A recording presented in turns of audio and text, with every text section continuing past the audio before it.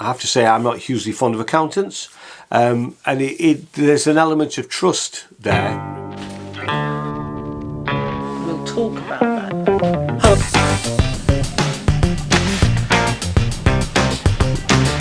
It's dark down here. It's quite poor.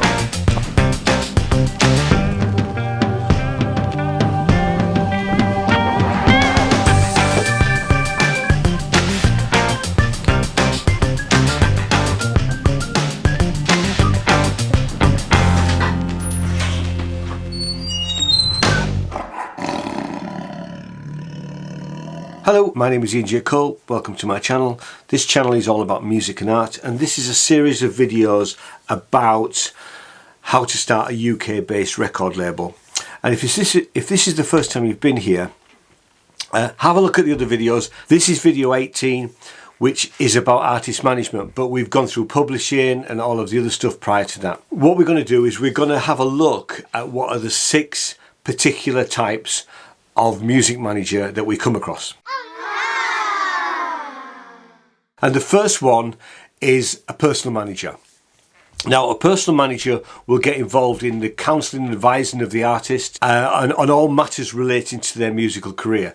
Traditionally, personal managers are focused on trying to get the band or artist a record deal, but basically helping them navigate through the horrible, nasty world that is the music business. I mean, and a good example of this is a band like U2. Now, U2's original manager, who was a guy called Paul McGuinness, and he's now retired, but he was their personal manager throughout most of their career. I think he retired a couple of years ago, but fundamentally he was the 5th member of the band. And, you know, sometimes it's worth considering whether you want a manager that is so hands-on and is literally another person in the band, because, you know, it might be if you're just starting out that they're still the person that's driving the van for you. You know, you've got to decide whether that's the sort of person you want.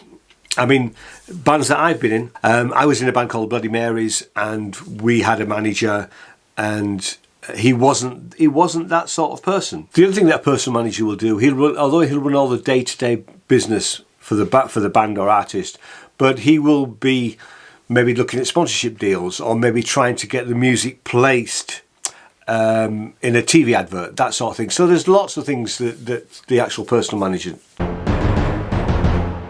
Second manager in this range is the business manager. Now, a business manager is usually an accountant by trade. It may be that if the band or artist start to break big, that they have a personal manager, but they also have a business manager as well who deals with the finances of the band. Now, having said that, I have to say I'm not hugely fond of accountants, and there's an element of trust there, really.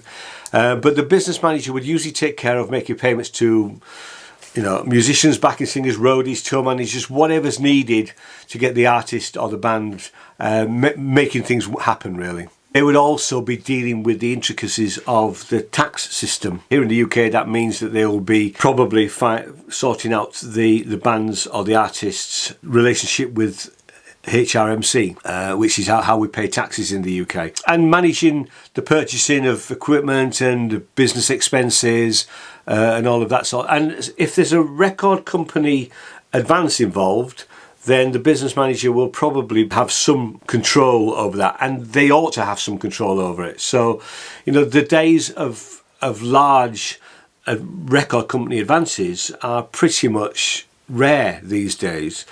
But actually, what you've got to think about, if you sign a major record deal and you've got a £50,000 advance or £100,000 advance or whatever it is, that's a loan, really. So you need to reinvest that money in the artist or the band, and the business manager's role is to do that, really. Third type of manager that we come across is the road manager. The road manager's job is usually taking care of logistics while the artist or band are on road.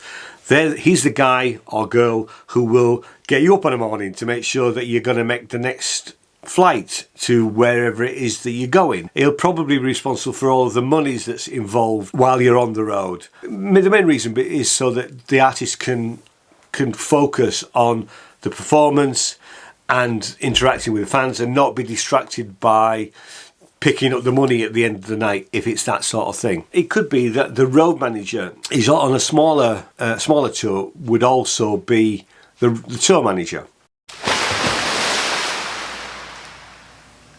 But as the band or the artist start to become larger, they may need a road manager and a tour manager. The tour manager on a large tour, his or her responsibility is really to get all of the logistics of the tour sorted. So if that's about sorting out issues with the venue or getting the PA sorted, that's part of their role. Our fifth type of manager is what's called a production manager.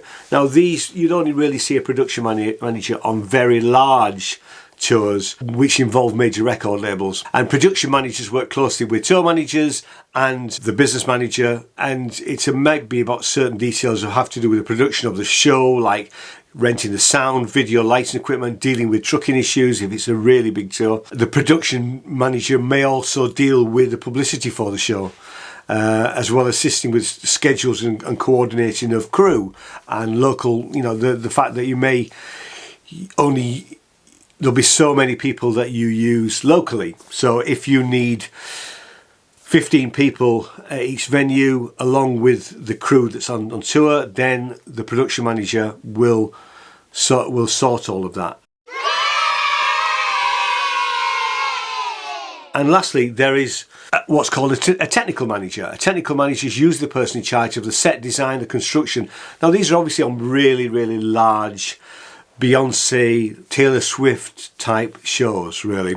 And in fact, I met a guy the other day who had worked on the Taylor Swift show in Ireland. Now he was a trucker. He was a truck driver, but they needed something like 35 trucks to manage the tour. Now, and the way that worked is that the rigging for the stage, there was 2 rigs, so they needed X number of trucks for each show, and they would be leapfrogging. So what would happen is one set would be shipped to a venue, the next venue, then behind them would be coming all of the other stuff, so the lighting, the PA, all of that sort of stuff, the stuff you can get up and down within a couple of hours or a few hours. Then a show happens, and then you have another set of trucks and tour staff taking it all down and leapfrogging to the next, not the next venue that the artist's going to, but the one after that. So you've always got one taking them down, one setting them up, and in the middle of all that is everything else working to that next venue. So, I mean, these big tours, they're very complex, and they're usually in stadiums or arenas. So there's a lot of logistics to take into account. And, your production manager, your tour manager, your technical manager would be involved in all of those sort of larger tours. Now, the other thing that's worth mentioning is that when we go back to the personal manager, sometimes what we're starting to see now is where the record company also manages the band. Now, my personal feeling on this is that there's a bit of a conflict of interest there. Usually what would happen is, in the old days, it was you had a personal manager or business manager. They would negotiate the deal with the record company, and they would try and negotiate you the best deal possible. When your record company and your business manager or personal manager are the same people, who's to say that the deal is that good? There is nobody else saying, well, hang on a minute, where's the money going on this? So you have to be careful when you have these conflicts of interest, I think, really. If I was involved in artist management, I would be not interested particularly in the advance, but I would be much more interested in better points per record, really. So more money for each record sold, or each CD sold, or each download streaming if possible. So that's the way to get better royalty returns than having to pay back the record company because they lent basically the band or artist £100,000, and that's paid for the record, that's paid for the recording costs and the promotional costs and the making of videos and all that sort of thing. So my feeling generally is for bands need managers, especially bands that are starting to tour quite a bit. They need managers.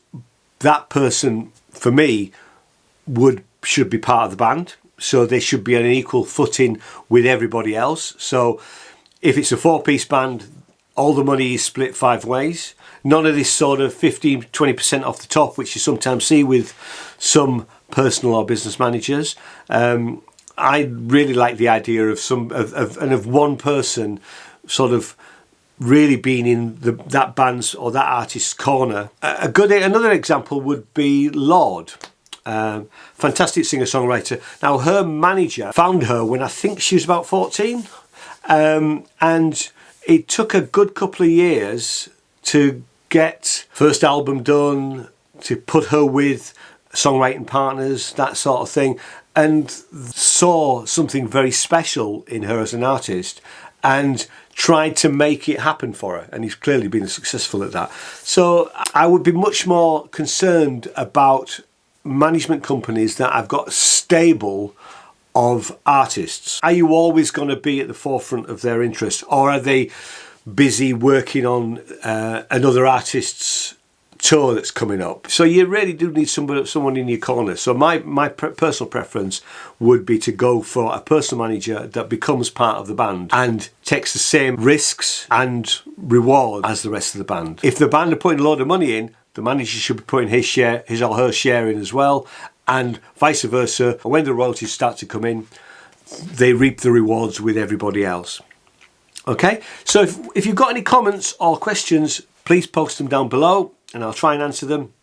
I am not an expert in artist management, but it is just my take on it. Thanks so much for watching. If you like what I do, hit the subscribe button, and a thumbs up is always much appreciated, and I will see you in the next video. Thanks very much. Bye bye.